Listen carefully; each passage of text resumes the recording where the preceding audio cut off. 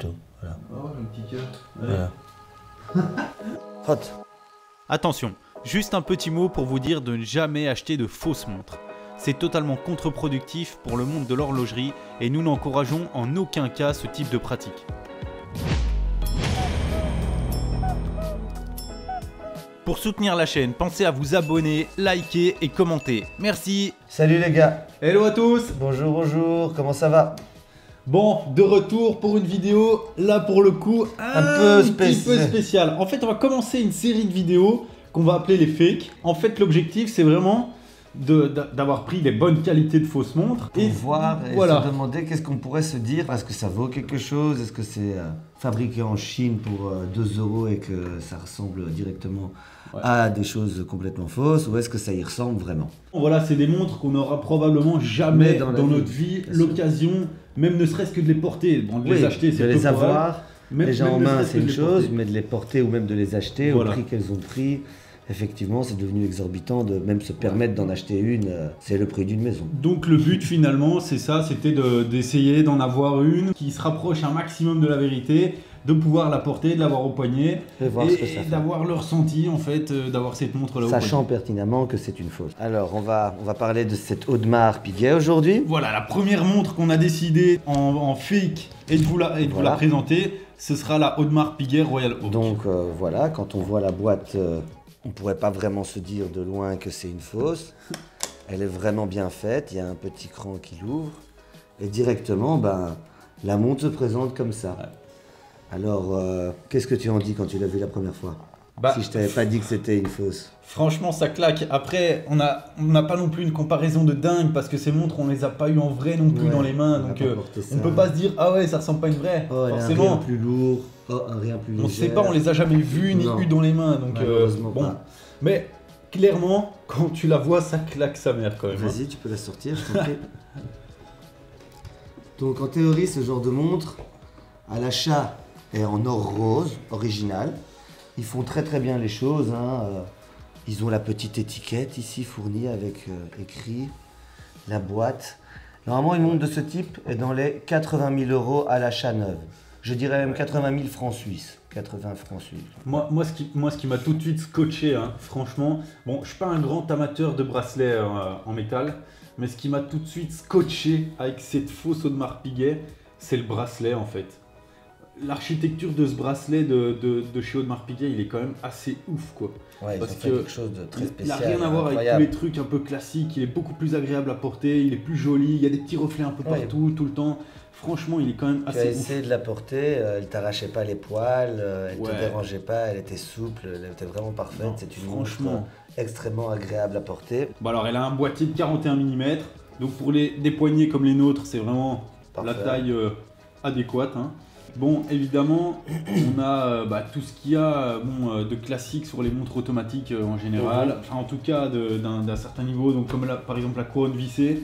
C'est impressionnant, parce que là, c'est une fausse, quoi. Ouais, mais il y a quand même une couronne vissée. Ouais, on a un sentiment de qualité de ouf, quoi. C'est un truc fou, tu la dévisses, tu la tires, tu la remontes toi-même, tu changes les dates. Quand tu remontes le mouvement, t'as pas ça avec un mouvement Miyota ou Seiko, Non, non, c'est plus ressenti, c'est un effet qu'on voit qu'elle est vraiment... Et alors, on va montrer quand même l'arrière. On va faire des gros plans de l'arrière, mais... La gravure sur la masse oscillante est extrêmement bien faite. La gravure sur le bracelet de Audemars Piguet est faite partout. Elle est absolument notée partout. Sur le bracelet, ici, à l'intérieur, dans le montre, sur la masse oscillante, sur le mouvement même. Enfin, on manipule quand même pas mal de montres. Oui. Et honnêtement, la qualité de finition de cette fausse Audemars Piguet... Sachant que c'est une fausse...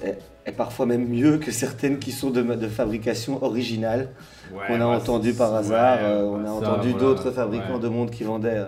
Mais même tu vois toutes les petites vis, le pas de vis il est aligné, tu vois. Voilà, tout le pas de vis est aligné.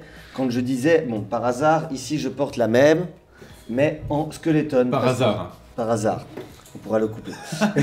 Et par hasard, j'ai vu que tu t'es mis sur ton 31. Ah, parce qu'avec ce genre de montre, on porte un costume. Quand on réalise le nombre de vis qui ont été utilisées, que chaque petit alignement est parfaitement mis et intérieurement dans le mouvement, quelqu'un a pris le temps de s'attaquer à ça et en produire une quantité je ne sais quelle. Et c'est un travail aussi d'orfèvre, rien que de fabriquer ce mouvement et de l'installer, même si c'est une fausse. Ce n'est pas si évident. Ouais, ils ont été loin dans le détail pour faire cette fausse montre. Ils ont vraiment copié jusqu'au dernier détail. Ouais, jusqu'au mouvement, quoi. Parce que mouvement. tu peux avoir des fausses montres parfois avec un mouvement pris sur le marché. Là, ils ont carrément été copiés le mouvement. Celle-ci, elle coûtait combien au magasin? 9? C'était quelque chose comme 30 000 francs suisses qu'on a lu il y a 5 minutes. Ah ouais, on les trouve. Ça dépend quelle année, mais je pense que 2018, ça devait être 35 000 ou un truc comme ça. Voilà, et maintenant, si vous voulez la retrouver sur Internet, sur Chrono24, elle est dans les 160 000 €. Ouais. Voilà. La cote qu'elles ont pris, c'est comme les Patek Philippe, de toute façon. Voilà. Ça, c'est censé être or rose, si c'est le modèle original. Et là, celle-là, elle est à 80 000 d'origine. Ouais. En francs suisses, celle-là était à 35. Elles ont pris une cote hallucinante. Au-delà de la valeur financière et de ce que ça représente en argent, c'est quand même une belle montre et extrêmement agréable à porter. On se dit que c'est quand même une belle finition pour une fausse, c'est quand même bien fait. Effectivement, je retiens, ne faites pas ça à la maison, c'est jamais légal.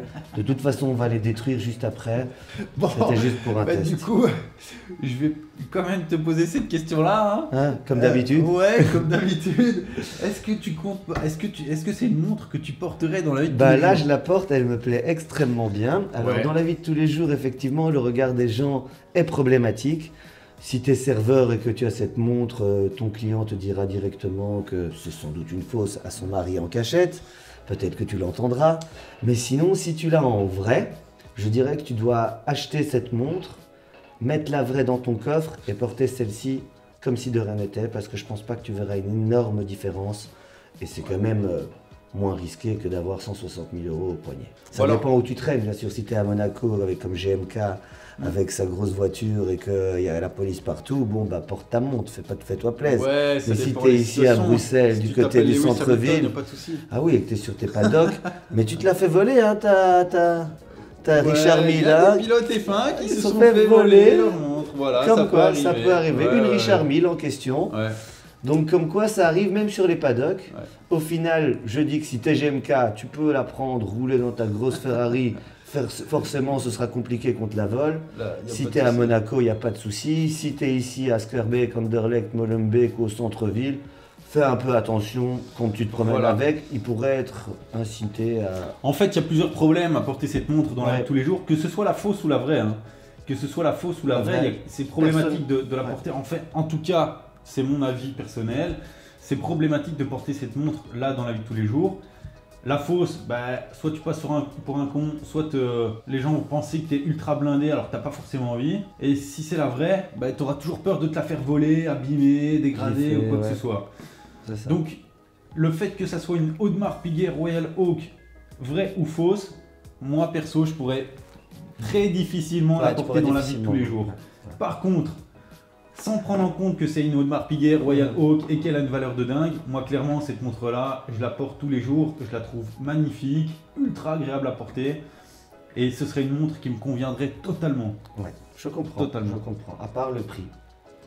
ouais, le prix mis à part. Voilà. Bon, voilà, c'était le reviewer avec Nico et Mick. Voilà, à la prochaine. Salut. Ciao.